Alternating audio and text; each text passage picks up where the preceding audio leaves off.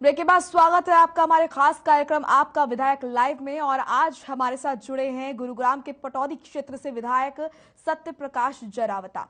जरावता जी, बहुत बहुत स्वागत है आपका हर खबर पर। धन्यवाद धन्यवाद मोनिका जी।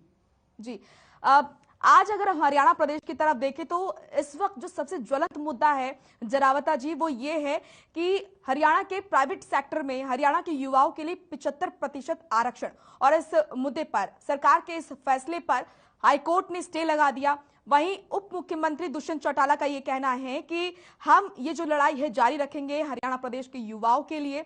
और उन्होंने ये भी कहा कि ये जो फैसला है इसके पीछे कहीं ना कहीं पॉलिटिकल एजेंडा है। इस पर आप क्या कहेंगे जरावता जी? देखिए, निश्चित तौर पर प्रदेश सरकार की प्राथमिकता है जी। कि हमारे यहाँ जितने भी इंडस्ट्रियलिस्ट हैं वो हमारे यहाँ हरियाणा के लोगों को प्राथमिकता दे, और उसके लिए विधानसभा से हमने कानून भी बनाया है 75% देने का। जी। और इसके पीछे हमारा मेन प्रयोजन यही है कि जो हमारे हरियाणा के बच्चे इग्नोर होते हैं वो इग्नोर ना हो। ठीक है। एक इसमें दूसरा प्रयोजन ये भी है कि कोई एक पर्टिकुलर जिले के ना रहे, पूरे हरियाणा के लोगों को रोजगार में हिस्सेदारी भी मिले। तो इस दृष्टि से ये कानून बनाया है। और कोर्ट में कहीं किसी ने लिटिगेशन डाली है, तो जब कोर्ट इस पे विचार करेगा, उन्होंने कुछ समय के लिए स्टे तो लगता ही है, कोई मैटर कोई कोर्ट में जाता है तो उसमें स्टे लग जाती है। सॉरी, लेकिन ये तात्पर्य कतई नहीं कि हमारा कानून आएंगे और इसकी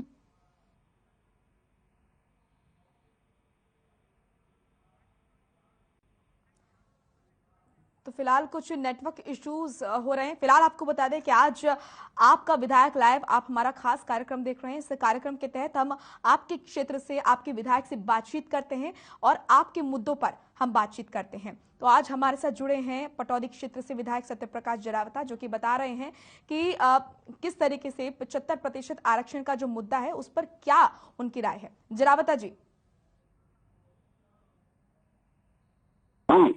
निश्चित तौर पर हमने याद रखे कि जो 75% जो हमारा आरक्षण का है, ये हमने इसलिए ताकि हमारे हरियाणा के युवाओं को अच्छी अवसर मिले, रोजगार के अवसर मिले। और हमारे मानना है कि हरियाणा सरकार जब उद्योगपतियों को इतनी रियायत देती है तो निश्चित तौर पर हरियाणा के प्रत्येक नागरिक को उसका फायदा भी मिलना चाहिए। और उद्योगपति भी इसमें तैयार है। कहीं थोड़ी बहुत दिक्कत आ जाती है, इश्यू आ जाते हैं, और इसी तरह कोई लिटिगेशन हो गई तो कुछ समय के लिए स्टे हो गया, लेकिन इसका मतलब ये बिल्कुल नहीं कि हम इस कानून से पीछे हटेंगे। कानून बनाया है और हमको कोर्ट में पैरवी नहीं करेंगे। ठीक है, आप कह रहे हैं देर से ही सही, लेकिन निश्चित तौर पर आपकी पार्टी जो है इस पर विजय हासिल करेगी। ठीक है। हम अक्सर देखते हैं हेडलाइंस में, खासतौर पर आपके, अगर मैं विधानसभा क्षेत्र की बात करूं जरावता जी, तो हम विकास कार्यों के बारे में देखते हैं। जनता वहां की बड़ा आपकी जो विकास कार्य उन पर चर्चा करती है, उन पर बातचीत करती है, और अक्सर हम आपके विकास कार्यों के बारे में सुनते हैं। तो अब तक पटौदी में जो विकास कार्य हुए हैं और आगे आप क्या कुछ विकास कार्य वहां पर करने वाले हैं, जरा अपनी विधानसभा क्षेत्र के बारे में बताइए। मेरा ये मानना है जी, और हो सकता है मेरी बात से आप सहमत हो या ना हो, लेकिन मैं ऐसा चुनाव लड़ा उस समय भी मैंने कहा था कि जो रोड के गड्ढे हैं और वो गांव की नाली की सफाई है, गांव की गलियां हैं, ये आप किसी भी विधायक को बनाओ वो कराएगा, वो मैं भी कराऊंगा। वो गांव की जो ग्रांट हिस्से की आती है वो दूसरे विधायकों ने दी है, वो मैं भी दे रहा हूँ। लेकिन मेरा जो लक्ष्य है पटौदी में आमूलचूल परिवर्तन करके और इसको एक विकास की दौड़ में जो बहुत लंबे समय से राजनीतिक उपेक्षा के कारण पिछड़ गया था, इस क्षेत्र को अग्रिम पंक्ति में लाना मेरा लक्ष्य है। और इसमें मैं प्राथमिकता के आधार पर इंफ्रास्ट्रक्चर डेवलपमेंट, हेल्थ, एजुकेशन, इन रोड, इन पर फोकस करके काम कर रहा हूँ। मैंने 33 लगाकर पीने के पानी की व्यवस्था कराई है, जो मेरा कार्य है।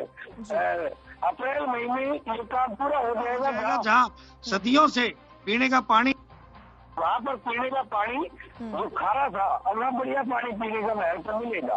ये एक बड़ा मेरे क्षेत्र में, मैंने अपने स्कूल में, अपने क्षेत्र में 10 स्कूल सीनियर सेकेंडरी स्कूल में अपग्रेड कराए हैं, जो अपने आप में एक इतिहास है।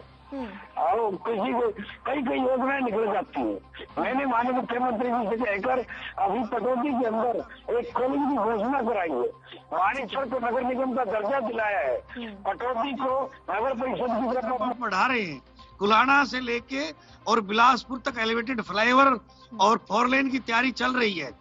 पटौदी में जो बाईपास बनना था उसको छोड़िए, उससे आके हम उसको नेशनल हाईवे बनाने का काम कर रहे हैं। तो आमूलचूल परिवर्तन हेल्थ के अंदर हमारे हॉस्पिटल में ओपीडी नाम मात्र थी, ओपीडी बढ़ाई, ऑपरेशन बढ़ाए, चाहे आंख के हो चाहे हमारे महिला प्रसूति के हो, हमने हर क्षेत्र में काम करने लग रहे हैं। ठीक है, ठीक है जरावता जी, अभी तक आपने बताया कि किस तरीके से क्या कुछ आपने विकास कार्य किए हैं और आगे पटौदी की जो जनता है वो और क्या कुछ विकास कार्य देखेगी। लेकिन एक और जो चीज है, एक और जो मुद्दा है वो भी हम हेडलाइंस में देखते हैं पटौदी का, वो है पटौदी में ट्रैफिक जैम की समस्या। इससे कब यहाँ की जनता निजात पाएगी, क्या कुछ प्लान है आपका सर? सहमत हूँ जी। टेम्परेरी तौर पर मैंने क्योंकि साल से चर्चा हुई है, हम कहीं तलाश कर रहे हैं तो ट्रैफिक थाना हम यहाँ खुलवाएंगे ताकि ट्रैफिक के सुचारू रूप से हो। दूसरा प्रपोजल पटौदी का भेजा हुआ है, अगर उसकी डीपीआर मंजूर होनी है 500 करोड़ के लगभग वो तैयार होगा, इस पर मैं काम कर रहा हूँ। ठीक है, ठीक है जरावता जी, आने वाले समय में नगर निगम चुनाव है गुरुग्राम में, ऐसे में हमने देखा था पिछली बार जो है बहुमत नहीं मिल पाया था पार्टी को। इस बार क्या तैयारियां हैं और क्या मुद्दे आपके रहने वाले हैं? देखिए अभी चुनाव का समय है और अभी हम 5 राज्यों में भी चुनाव जीतेंगे और इन 5 राज्यों के चुनाव के बाद हम लोकल सेल्फ गवर्नमेंट नगर निगम के चुनाव की तैयारी करेंगे। और निश्चित तौर पर पहले भी भारतीय जनता पार्टी के मेयर रहे पार्टी में बढ़ेंगे जी।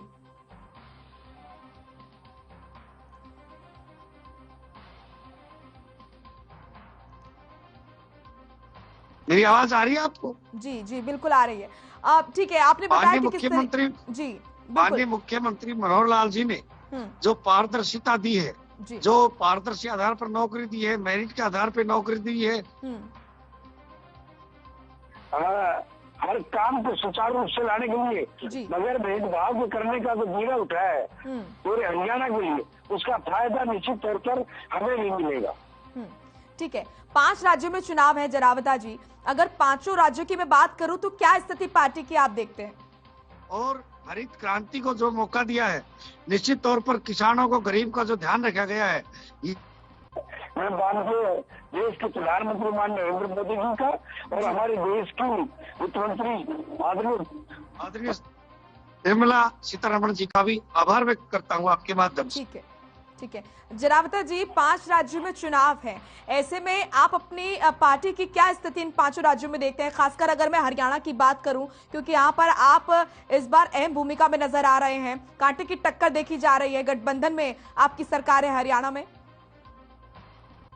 देखिए मैं आपको साफ बता दूं, मैं वहाँ उत्तराखंड भी गया हूँ, उत्तराखंड गया हूँ चुनाव में, और उत्तर प्रदेश में भी हम जा रहे हैं, हमारे साथी जा रहे हैं।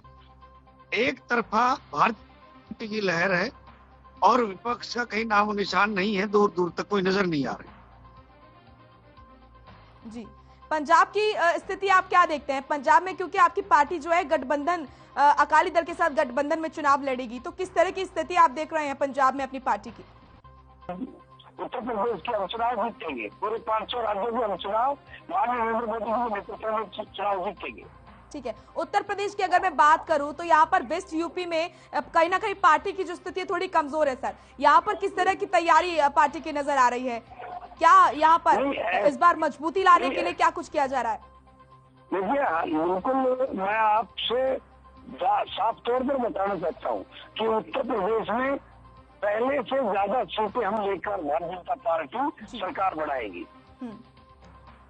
ठीक है। और अगर बात करें यहाँ पर बड़े बड़े जो नेता हैं उनके कहीं ना कहीं ड्यूटी लगाई गई है, तो क्या आपकी भी किसी तरह की कोई ड्यूटी लगाई गई है इन 5 राज्यों में चुनाव के लिए? संगठन के व्यक्ति हूँ, संगठन में पार्टी में हर एक कार्यकर्ता को दायित्व दिया जाता है। उत्तराखंड के हरिद्वार जिले में खानपुर विधानसभा में मुझे लगाया गया, आसपास की विधानसभा में जाता हूँ, तो अपनी तैयारी हम सब लगे ही रहते हैं, आपस में सहयोग हम सभी पार्टी के लोग करते हैं। जी ठीक है। पटौदी क्षेत्र से आप विधायक हैं, क्योंकि वहां पर जो समस्याएं हैं उन पर बात करना भी लाजमी है, तो वहां की जो जनता है उनकी शिकायत है कि यहाँ पर जल भराव की समस्या बहुत ज्यादा बड़ी है, उसको लेकर क्या कर रहे हैं आप, और कितने समय में वहां की जो जनता है उनको इससे छुटकारा मिलेगा? देखिए, जो 2-3 जगह जो प्रमुख जगह है, घोड़ा कला, जिसके लिए माननीय मुख्यमंत्री जी से हमने 2 एकड़ जमीन मुख्यमंत्री जी के आशीर्वाद से घोड़ा कला के लिए खरीदी गई है, वहां पर हम पानी का एसटीपी बनाएंगे। एक तो वो समस्या है। दूसरा, नेशनल हाईवे पे बिलासपुर चौक पे फ्लाईओवर बनेगा तो पानी की समस्या वहां भी खत्म हो जाएगी। जमालपुर चौक पे पानी भरता था, वो निकाल दिया गया है, फिर भी कहीं रहेगी, तो अभी वहां भी हमारा काम चल गया है वो भी। और हम समूह तौर पर जहां जहां पानी की समस्या आती है वो हम सारी सोल्व कर रहे हैं। ठीक है। और आने वाले समय में सर, क्योंकि यहाँ पर पटौदी के लोग आपको देख रहे हैं इस वक्त, तो आने वाले समय में वो कौन से विकास कार्य हैं जो कि प्रमुखता से आप देख रहे हैं और आने वाले समय में पटौदी की जो जनता है वो देखेगी? मेरा विजन पटौदी को 2051 को लेकर है। 2051 में हमें कितने चौड़े रोड चाहिए, कितना पीने का पानी चाहिए, कितने स्कूल चाहिए, कितने कॉलेज चाहिए, और कितने रहने के लिए हमें मास्टर प्लान के अनुसार आर जोन, इंडस्ट्री जोन ये चाहिए। इन सब का फोकस करके मैं काम कर रहा हूँ, और इन पर स्कूल के अंदर मैं अपना काम कर चुका हूँ, शिक्षा के अंदर कॉलेज की घोषणा हो चुकी है, रोड के लिए प्रपोजल भेजे जा चुके हैं, असेंबली में मैंने उठाया था, और एलिवेटेड फ्लाईओवर और 4 लेन का हमने प्रपोजल भेजा हुआ है 500 करोड़ का। मास्टर प्लान पटौदी का बनाने के लिए मैंने दरखास्त की हुई है। पटौदी हेली मंडी को नगर परिषद बनाकर एक बड़ा शहर बनाने के लिए मेरा प्रस्ताव चल रहा है। तो जो आमूल चूल परिवर्तन पटौदी के लिए, जैसा मैंने चुनाव में वायदा किया था, उसके अनुसार पटौदी को जिला गुरुग्राम का एक बेहतरीन शहर हम बनाने का प्रयास कर रहे हैं। चलिए, बहुत बहुत शुक्रिया आपका। वक्त का क्योंकि अभाव है, आपको यहीं पर रोकना चाहूंगी। सत्यप्रकाश जरावता जी, आपने तमाम मुद्दों पर बात रखी और आपने बताया कि किस तरीके से जो पटौदी की जनता है आने वाले समय में क्या कुछ विकास कार्य देखेगी। बहुत बहुत शुक्रिया आपका हमारे साथ जुड़ने के लिए, अपनी राय हम तक पहुंचाने के लिए। और पटौदी की जनता अपने विधायक को देख रही थी, किस मुद्दे पर क्या कुछ यहाँ पर उन्होंने कहा आपने सुना। चलिए, फिलहाल हमारे इस कार्यक्रम में इतना ही। आप देखते रहिए हर खबर। नमस्कार।